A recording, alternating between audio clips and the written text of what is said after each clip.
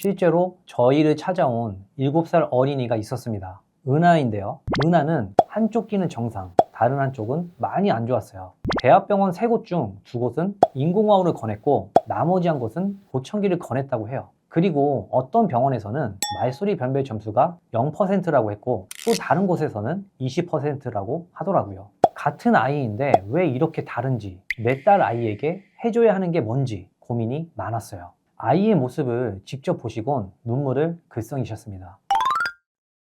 안녕하세요. 효자청년사 김은기입니다. 요즘 저희를 찾아오시는 분들 중에 인공와우 수술을 권유받으신 분들이 꽤 많이 있었어요. 최근 한 달 동안에만 유소아 1명, 성인 3명, 총 4명이 인공와우 수술을 권유받고 저희를 찾아오셨더라고요. 그중 한 분은 인공와우 수술을 이미 한 번 했었던 분이셨어요. 선천성 난청으로 한쪽만 수술 후 인공와우 보청기를 착용했었고 반대편은 고출력 BT 귀걸이형 보청기를 구입하셨어요. 보청기 사후 관리를 해드리기 때문에 일정 주기로 자주 뵙게 되는데 그때마다 인공와우를 착용하시지 않더라고요. 왜 그러신지 여쭤보니 보청기가 더 편하고 인공와우는 불편해서 보청기 한 이후로 잘 안 쓰셨다고 말씀하셨어요. 선천성 난청이라면 어린 아이 때 수술을 하신 건데 특히 선천성 난청은 인공와우 수술이 필요하다고 판단이 되면 수술을 서두르는 경향이 있습니다. 바로 유아기가 언어 발달 및 청각 자극에 민감한 시기라서 가능한 빨리 수술하는 것을 권장하기 때문이에요.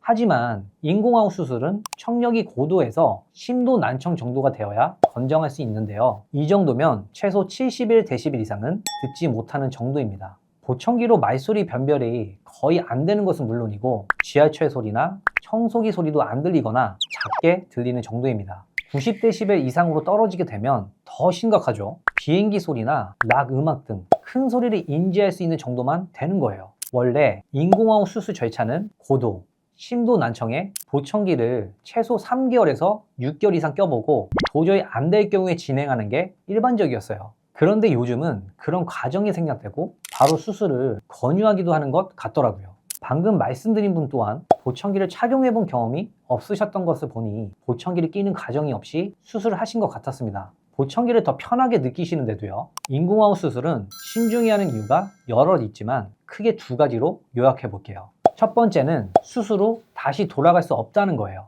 다들 아시는 사실이겠지만 제일 중요하다고 생각해요. 인공와우를 이식하는 과정에서 청력이 일부 혹은 대부분 소실됩니다. 소실된 청력은 다시 살릴 수가 없고요. 그래서 이식 전으로 절대로 돌아갈 수 없어요. 원선 복구가 불가능한 거죠. 두 번째는 소리의 이질감입니다. 막상 인공와우 수술을 받았을 때 들리는 소리도 보청기를 끼는 것과는 많이 다릅니다. 인공와우는 전기 자극을 내가 해석하는 방식이라서 처음엔 모든 소리가 기계적으로 들려 이질감이 클 수가 있어요.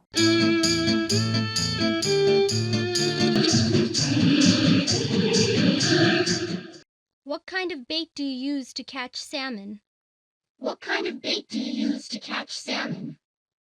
물론 청력이 거의 소실된 경우에는 이런 자극을 통해 소리를 듣는 것만으로도 많은 도움을 받을 수가 있습니다. 그리고 시간이 지남에 따라 인공와우에 완전히 적응하면 뇌가 적응하기 때문에 자연스럽게 들리게 돼요. 하지만 이걸 보청기를 끼는 음색이랑 같을 것이라고 생각하기엔 무리가 있습니다. 특히 청력이 인공와우의 도움을 받을 만큼의 상태가 아니었던 사람들에게는 이미 듣던 소리가 있기 때문에 적응이 어려울 수가 있어요. 그리고 한쪽만 많이 안 들려서 한쪽에만 수술을 하면 양쪽이 들리는 게 다르니까 음색 차이를 느낄 수밖에 없습니다. 이렇게 자신의 청력의 상태에 따라 수술 이후에 적응이 어려울 수도 있는 거예요. 그래서 보청기는 금액이 싼 건 아니지만 그래도 맞지 않으면 안 쓰면 그만인데 인공와우 수술은 내 청력의 개선에 할 수 있는 최후의 수단이라고 생각하고 신중하실 필요가 있습니다. 그러면 우리 아이가 인공와우를 해야 하는 건지 또 어떻게 확인할 수 있을까요? 저는 병원도 한 군데만 가지 마시고 최소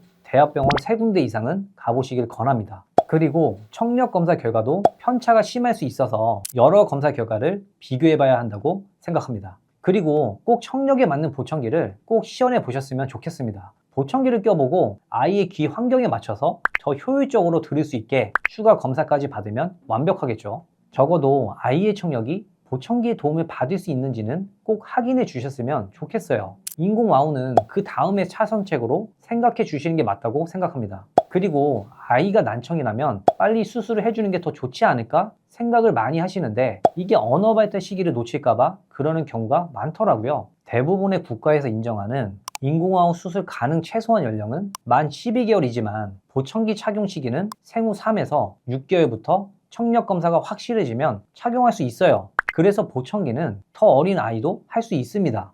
언어 발달이 걱정이 된다면 어릴 때부터 보청기를 통해서 소리 자극을 주는 것이 좋습니다. 인공호흡 수술을 하면 돌이킬 수 없으니까요. 청력이 나쁘더라도 정밀하게 검사를 하고 고출력 보청기를 시연해보고 몇 개월이라도 착용해서 반응이 있는지 지켜보는 시간이 필요하다고 생각해요. 12개월보다 일찍 착용하는 거면 수술을 결정하기에 늦은 시간은 아니잖아요. 이후에 추적 관리를 하면서 아이가 소리에 반응하지 못하거나 청력이 더 떨어지는 것을 확인하면 그때 가서 수술을 고려하는 것을 권장드려요. 병원에서 인공호흡을 권유받았다고 하더라도 보청기로 도움을 받는 케이스를 상당히 많이 봐서 더 그런 생각이 들어요. 실제로 저희를 찾아온 7살 어린이가 있었어요. 은하인데요. 은하는 한쪽 귀는 정상, 다른 한쪽은 많이 안 좋았어요. 부모님은 멀리 경남에서 서울까지 큰 수술인 만큼 신중을 기하기 위해 큰 병원 3곳을 다니셨고 많이 지쳐 계셨죠. 왜냐면 병원마다 결과가 조금씩 달랐기 때문이에요.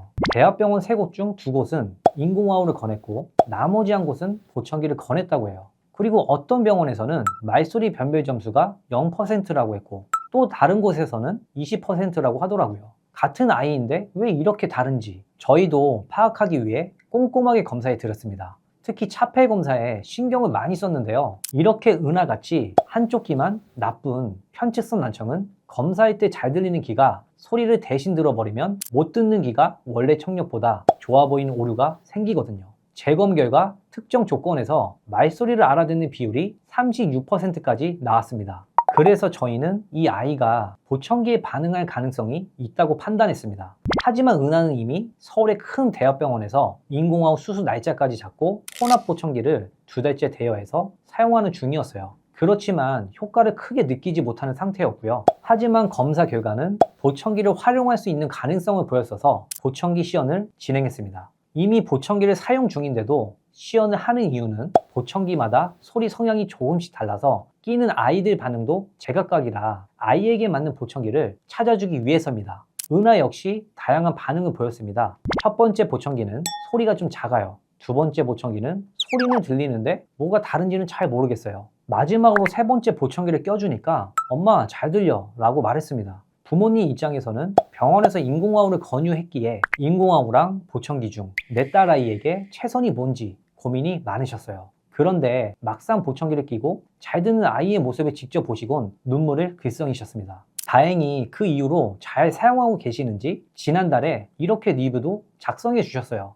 온전히 아이만 생각하는 부모의 입장으로서 봤을 때는 그들은 우리한테 효과가 아예 없다. 지금이 적기다. 지금 아니면 할 필요가 없다라고 말씀을 하셨기 때문에 아예 엄포를 놓으셨기 때문에 부모 입장에서 그래서 나는 보청기를 해야 되나? 온 김에 그러면 하자라고 했는데 거기서 너무 많은 수확을 우리는 얻었고 지금 조금씩 그래도 지금 보청기 하고서 한 달 정도 다 돼가는 시간 동안에 일상생활에서 크게 지장도 없고 그 다음에 이렇게 여기서 해주는 검사를 통해서 아이는 충분히 조금씩 그러니까 버라이어티하지 않지만 그래도 조금씩의 이렇게 적응해 나가는 그런 과정들에서 조금씩 발전하는 모습이 보여서 저는 대만족을 하고 있습니다. 저희는 보청기를 먼저 직접 껴보시고 그래도 안 되겠다고 하시면 인공호흡을 고려해 보시는 게 좋다고 생각해요. 보청기를 시도조차 해보지 않거나 다양한 보청기들 중 한 번의 경험으로